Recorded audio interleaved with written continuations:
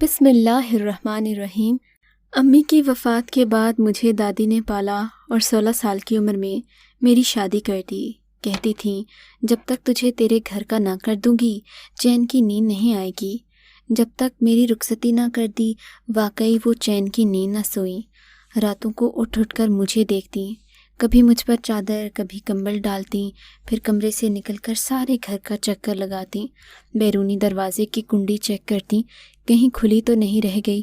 والد صاحب کی ڈیوٹی رات کی ہوتی، لہٰذا ہم دادی پوتی رات کو گھر میں اکیلے ہوتی۔ ابا رات کی ڈیوٹی کر کے صبح گھر آتے، وہ تھکے ہارے آتے ہی بستر پر گر کر گہری نیند سو جاتے تھے۔ ہر انسان کے دوست دشمن ہوتے ہیں۔ جس گھر میں جوان لڑکی ہو زمانے کی نگاہیں اسی پر لگی رہتی ہیں کہ ذرا ہوا کے جھونکے سے اس کے در کا پردہ ہلے تو بے پرکی اڑا کر اپنی میلی فطرت کو خوش اور کسی اور کی زندگی کو کانٹوں سے بھر دیں۔ میری شادی تنویر سے ہو گئی جو ہماری دادی کے بھتیجے کے بیٹے تھے۔ یہ سفید پوش گھرانہ تھا۔ شوہر محنت سے رزق حلال کماتے اور صبح شام دسترخوان پر اللہ کا شکر ادا کرتے۔ وہ ریلوے میں اوسط درجے کے ملازم تھے۔ تنویر بھی میری طرح بچپن میں ماں کی محبت سے محروم ہو گئے تھے۔ شادی سے پہلے میں نے انہیں کبھی نہیں دیکھا تھا، پھر بھی وہ میرا دکھ جانتے تھے اور بہت خیال رکھتے تھے کہ خود درد یتیمی سے گزر چکے تھے۔ شادی کے پہلے روز سے انہوں نے میرا دل اپنے ہاتھوں میں لے لیا تو میں خوش و خرم ہو گئی۔ ہم سکون کی زندگی بسر کرنے لگے۔ تنویر کی ڈیوٹی پھر ایسی ہو گئی کہ 2 دن بعد ہماری ملاقات ہوتی۔ گھر آ کر تھکن کی وجہ سے سو جاتے کیونکہ 1 دن بعد انہیں پھر اسی طرح تھکا دینے والی ڈیوٹی پر جانا ہوتا تھا۔ ہمیں محکمے کی طرف سے ایک کوارٹر ملا ہوا تھا۔ یہ کالونی ریل کی پٹریوں سے تھوڑا فاصلے پر تھی۔ ہمارا چھوٹا سا کوارٹر کسی محل سے کم نہ تھا کہ اس میں سکھ سکون اور پیار کرنے والا شوہر میرے ہمراہ تھا۔ دادی بھی جب تک زندہ رہیں ہمارے ساتھ ہی رہیں۔ ان کی وفات کے بعد البتہ میں اکیلی ہو گئی تھی۔ مجھے گھر کا کام کرنا آتا تھا، لہٰذا میں اپنی چھوٹی سی جنت سنبھالنے میں ذرا بھی دقت نہ ہوئی۔ صبح سے شام تک کام میں لگی رہتی، اپنی جنت کو اس طرح سجاتی سنوارتی اور صاف ستھرا رکھتی کہ یہ 2 کمروں کا کوارٹر نہ ہو بلکہ کوئی محل ہو۔ شادی کو 2 سال گزر گئے مگر ہم اولاد کی نعمت سے محروم رہے۔ کئی لیڈی ڈاکٹرز کو دکھایا، ٹیسٹ وغیرہ کروائے، کسی نے کوئی خرابی نہیں بتائی، ساری رپورٹس ٹھیک تھیں۔ بے شک امید پر دنیا قائم ہے، لیکن اللہ کی مرضی کے بغیر کچھ نہیں ہو سکتا۔ جب دوا دعا کسی وسیلے سے امید بڑھ نہ آئی تو تھک کر بیٹھ رہی کہ اللہ کی مرضی کے بغیر ایک پتا بھی نہیں ہل سکتا۔ خود کو سمجھا لیا۔ شادی کے 5 سال بعد اللہ نے گود ہری کر دی۔ ہم میاں بیوی کی خوشی کا ٹھکانہ نہ تھا۔ ڈاکٹر نے مجھے مکمل آرام کرنے کو کہا تھا۔ تنویر نے دفتر سے 3 ماہ کی چھٹی منظور کروا لی۔ وہ گھر پر رہ کر خود سارے کام کرنے لگے اور مجھے بستر سے پاؤں زمین پر نہ رکھنے دیتے۔ دادی وفات پا چکی تھیں، لہٰذا میری دیکھ بھال کرنے والا شوہر کے سوا کوئی نہ تھا۔ وقت مقررہ پر اللہ تعالیٰ نے ہمیں بیٹے کی خوشی سے نواز دیا۔ ہم نے اس کا نام کرم الہی رکھا۔ یہ اللہ کا کرم ہوا کہ ہم صاحب اولاد ہو گئے تھے، ورنہ امید تو جاتی رہی تھی۔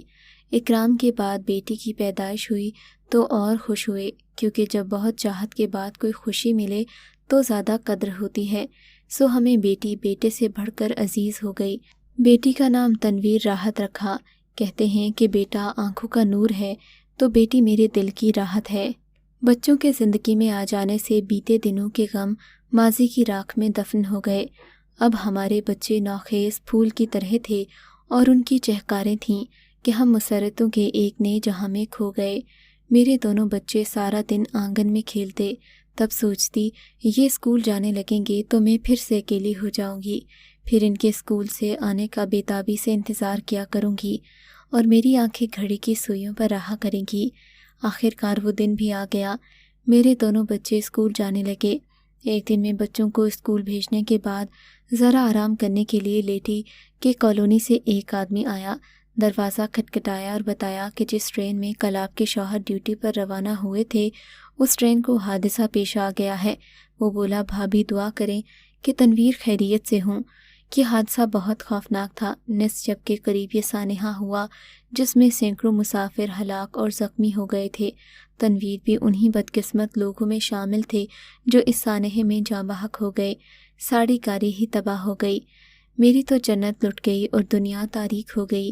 ہم دونوں کی زندگی میں چاندنی صرف 4 دن کی تھی اور پھر اندھیری رات طویل تر ہوتی گئی۔ ابھی بچے پہلی جماعت میں تھے، وہ یتیم ہو گئے۔ ان کے ماں باپ نے طویل یتیمی دیکھی، پھر ہمارے بچوں نے اس دستے پرخار میں قدم رکھ دیے۔ میں تو یہ خبر سنتے ہی بے ہوش ہو گئی۔ پڑوس کی عورتوں نے سنبھالا، وہی بچوں کو اسکول سے لے کر آئیں۔ میرے بچے گھر کے سوگوار ماحول کو دیکھ کر سہم گئے۔ ابھی ان میں اتنی سمجھ بوجھ نہیں تھی کہ یتیمی کے دکھ کو سمجھ سکتے، بس حیران نگاہوں سے عورتوں کو تک رہے تھے کہ اتنے لوگ کیوں جمع ہو گئے۔ مجھے روتے دیکھا تو کچھ نہ سمجھتے ہوئے مجھ سے لپٹ گئے۔ طوفان تھما، انہیں احساس ہوا کہ کچھ بہت برا ہو گیا ہے۔ وہ اپنے والد کے بارے میں سوال کرنے لگے کہ کب آئیں گے، کیوں نہیں آ رہے۔ تبھی ایک پڑوسن نے بتایا کہ وہ اب کبھی نہیں آئیں گے کیونکہ جنت میں چلے گئے ہیں۔ تو ہمیں بھی جنت میں جانا ہے، ہمیں وہاں لے چلیے جہاں ہمارے ابو گئے ہیں، ہم ان کے پاس ہی رہیں گے۔ ان کی معصوم باتوں پر پڑوسی عورتوں کے آنسو نکل آتے تھے۔ کچھ دن تو دماغ سن رہا، جب ہوش آنے لگا احساس ہوا کہ کب تک پڑوسن کے گھر سے کھانا آتا رہے گا۔ اب کچھ کرنا ہے، اپنے بچوں کی خاطر زندہ رہنا بھی مجبوری تھی۔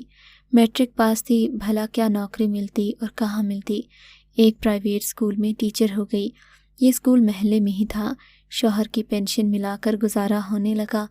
مرحوم تنویر کی ریلوے سے جو رقم ملتی اس میں 3 مرلے کا پلاٹ جو پہلے سے خریدا تھا، ایک کمرہ، چھوٹا سا کچن ڈال لیا تاکہ بالشت بھر ہی سہی، اپنی چھت بھی بڑی نعمت ہوتی ہے۔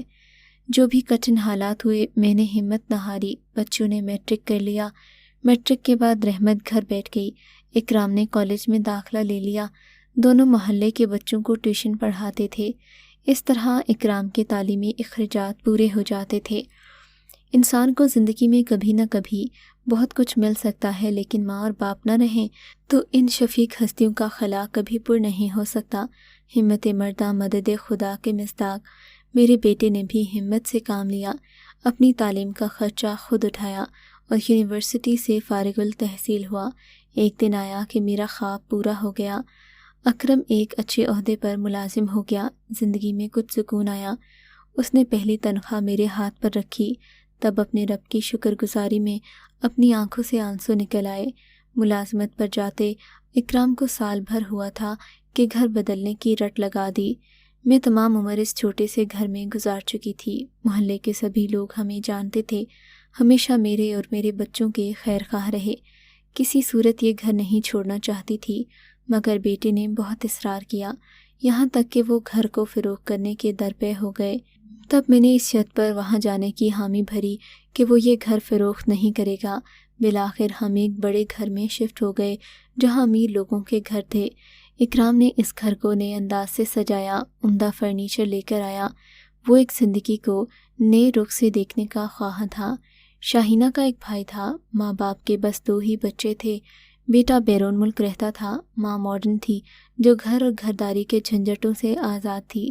وہ سارا دن باہر رہتی، کبھی کسی تنظیم کی مہمان خصوصی ہوتی تو کبھی فنکشن میں گئی ہوتی۔ باپ کی سرگرمیاں علیحدہ تھیں، دونوں اپنی مرضی سے زندگی جی رہے تھے۔ شاہینہ پر بچپن سے کسی نے توجہ نہیں دی، وہ نوکر نوکرانیوں کے ہاتھ پلی بڑھی اور جب سمجھدار ہو گئی تو ماں باپ کی غیر موجودگی کے سبب گھر میں تنہائی کا شکار ہو گئی۔ اس کے ساتھ ہی وہ نوکروں کی بدسلوکیوں کے وار بھی سہتی رہی، جس کی وجہ سے اس کا اعتماد رشتوں سے اٹھ گیا۔ ماں اور باپ کا احترام دل سے جاتا رہا۔ والدین کے قریب اور پیار کو ترستی اس لڑکی کو مقدر میں اتنی تنہائی اور ماں باپ کے پیار کی پیاس نے ستایا کہ وہ ملازموں کے مطلبی اور جھوٹے پیار میں پناہ تلاش کرنے لگی، جنہوں نے اسے بار بار دھوکہ دیا، نقصان پہنچایا۔ نتیجے میں اسے اپنے والدین سے نفرت ہو گئی۔ جب بھی اس نے ماں کا قرب چاہا، بدلے میں نوٹوں کی گڈی ملی۔ جاؤ بیٹی سیر کراؤ، اپنی سہیلیوں کے ساتھ گھومو پھرو، فلاں جگہ پینٹنگ کی نمائش دیکھو، جو جی میں آئے کرو اور خوش رہو۔ غرض انہوں نے اسے اتنی آزادی دی کہ اسے برے بھلے کی تمیز نہ رہی۔ بیٹی کو گناہ و ثواب اور اچھے اخلاقیات کی تربیت دینے کی بجائے والدین اپنے مشاغل اور مصروفیات میں الجھے رہے اور ایک خوددار پودے کی طرح بڑھتی 20 سال کی عمر کو پہنچ گئی۔ جب وہ اکرام کو پہلی بار کلب میں ملی تو میں نوشی کی وجہ سے حواسوں میں نہ تھی۔ جب اکرام کو علم ہوا یہ اس کے باس کی بیٹی ہے تو اس نے اسے سنبھالا اور شاہینہ کو بدگماشوں کے نرگے سے نکال کر اس کے گھر پہنچایا، جہاں ایک بوڑھے ملازم نے بے سدھ بچی کو سنبھالا اور اس کے کمرے تک پہنچایا۔ اس نے اکرام کا شکریہ ادا کیا، کہا کہ آپ نے بڑا احسان کیا ہے، ورنہ یہ جانے کہاں پڑی ہوتی۔ یہ ایک معصوم سی گڑیا تھی، لیکن جب اس کا دل ٹوٹا تو یہ راہ سے بھٹک گئی۔ یہ بوڑھا بابا برسوں سے سیٹھ صاحب کے گھر کا نمک خوار تھا۔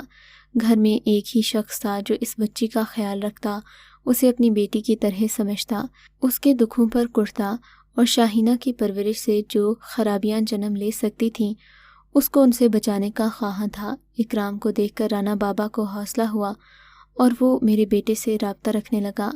شاہینہ بھی اکرام سے مانوس ہونے لگی، جو اسے سمجھاتا کہ جس روش پر تم چل پڑی ہو یہ غلط ہے، خود کو سنبھالو، ابھی کچھ بھی نہیں بگڑا۔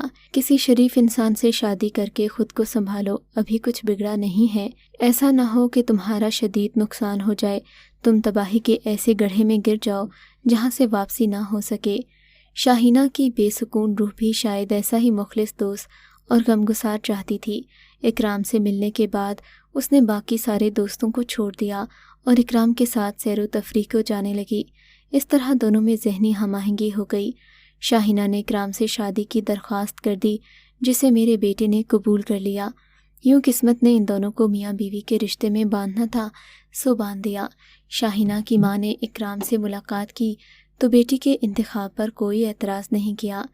اس کی اپنی اتنی سرگرمیاں تھیں کہ وہ بیٹی پر توجہ ہی نہ دے سکی تھی۔ جس نے بیٹی کو اچھی تربیت یا پیار محبت دینے کی بجائے بس آزادی دی، اخلاقی طور طریقے تمیز اور ادب تک نہ سکھایا، تبھی نوکروں کے رحم و کرم پر رہنے والے بچوں کا جو حال ہوتا ہے وہی اس لڑکی کا ہوا۔ اسے بھی رشتوں کا کوئی احساس نہ رہا۔ میں نے تھوڑے عرصے میں اسے جان پہچان لیا تھا، اس کی خامیوں خوبیوں میں آگہی حاصل کر لی، پیار محبت سے اس کا دل جیتنا چاہتی تھی۔ شروع میں تو وہ بہت کم اپنے کمرے کا دروازہ کھولتی، لیکن رحمت چونکہ اس کی ہم عمر تھی، اس کی کوشش رنگ لے آئی۔ وہ بھابھی کو کمرے سے باہر لانے لگی۔ رفتہ رفتہ اپنے حسن اخلاق، خدمت گزاری اور نیاز مندانہ رویے کے باعث وہ شاہینہ کو اپنے قریب لانے میں کامیاب ہو گئی۔ جس طرح میرے بیٹے کے پیار نے اس لڑکی کے بھٹکتے قدموں کو سیدھے راستے پر لانے میں ایک اہم کردار ادا کیا تھا، اسی طرح رحمت کے پیار بھرے سلوک نے شاہینہ کے دل کو گداز کیا۔ اب اس کے رویے میں ہمارے لیے نرمی آنے لگی۔ انہی دنوں وہ امید سے ہو گئی۔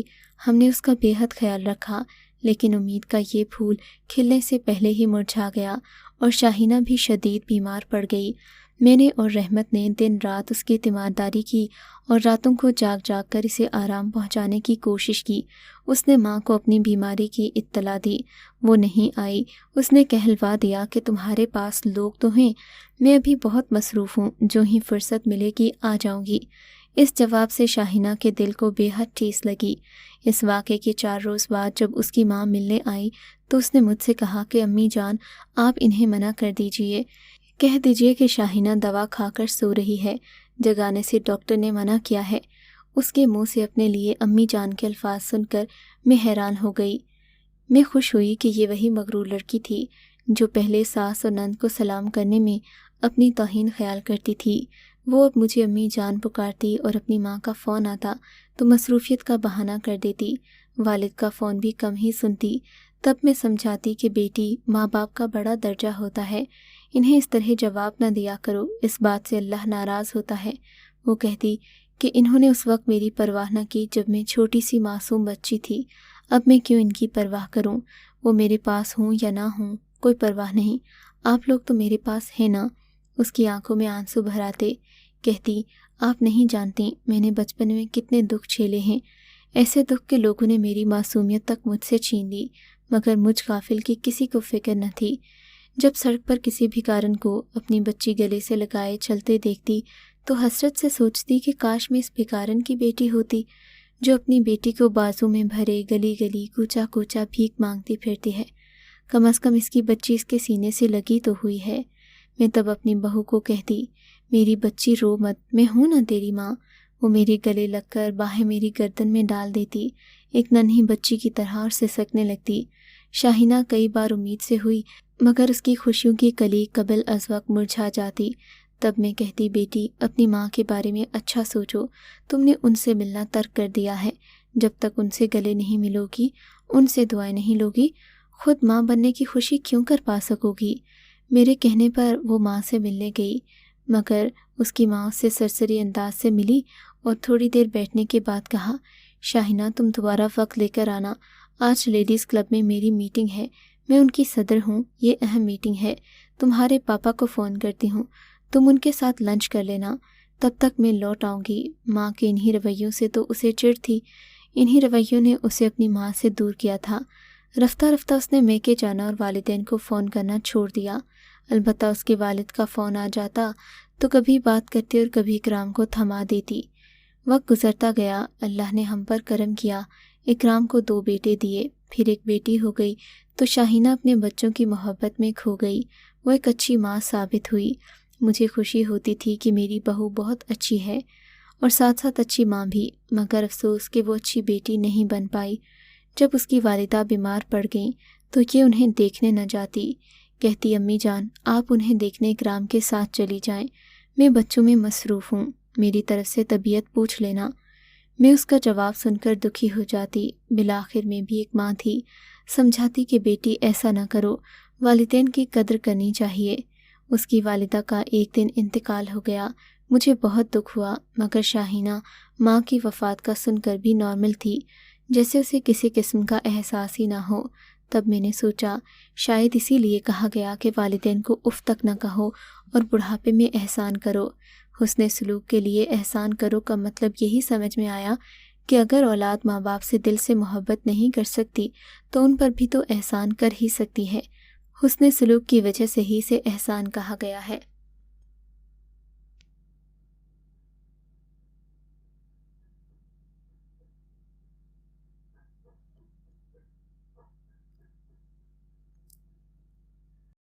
اگر آپ کو آج کا یہ واقعہ پسند آیا ہے تو اس ویڈیو کو لائک ضرور کیجیے، اور اس طرح کے مزید قصے سننے کے لیے ہمارے چینل اردو مورل سٹوری کو سبسکرائب ضرور کیجیے۔